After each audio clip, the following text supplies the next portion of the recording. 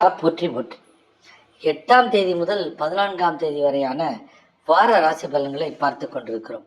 அந்த வரிசையிலே இன்று கன்னி ராசிக்கான பலன்களை பார்க்கலாம். எதிரிகளை வெல்வதற்கும் நீண்டகால ஆரோக்கியங்கள் விடுவதற்கும் இந்த வாரம் வழிவகுக்கும்.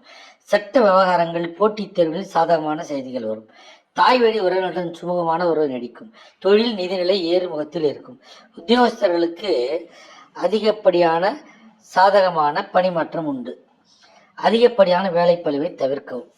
பதற்றத்தை குறைத்து தொழில் திறனை மேம்படுத்தும் நடைமுறை பரிகாரத்தை செய்வது நல்லது. துலாம் ராசி அன்பர்களே, உங்களுக்கு இந்த வாரம் படைப்பாற்றல் மற்றும் அறிவுத்திறன் வெளியிடும் வாரமாக அமையும். கல்வி மற்றும் கலை ஊக வணிகத்தில் குறிப்பிடத்தக்க சாதனைகளை செய்வீர்கள். காதல் உறவுகள் மலரும்.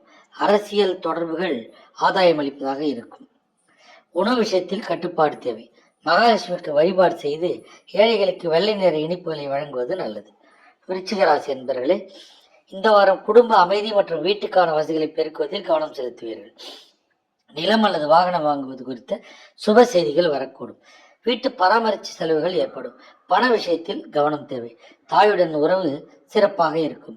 செல்வாக்குமிக்க அரசியல் தொடர்புகள் மூலம் எதிர்காலத்துக்கு உத்தரவாதம் கிடைக்கும். இதயம், இரத்த அழுத்தம் ஆகியவற்றில் கவனம் செலுத்தவும்.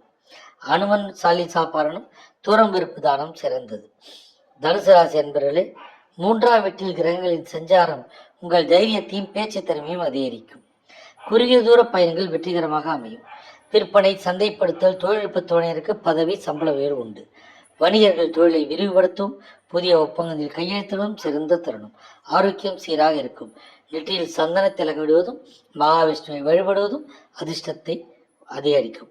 மகர ராசி அன்பர்களே, ராசியில் செவ்வாய் உச்சம் பெற்றாலும் 2ஆம் வீட்டில் கிரகங்களின் சேர்க்கையால் நிதிநிலை மற்றும் உறவில் மதிப்புகளுக்கு அதிகம் தேரும். கடின உழைப்புக்கு தொழில் ரீதியான பலன்கள் கிடைக்கும். கண் தொடர்பான சிறு சிக்கல்கள் வரலாம். ஏழைகளுக்கு கருப்பு நிதி ஆடம்பரம் நல்லது. வாழ்க வளமுடன். சிவாய்.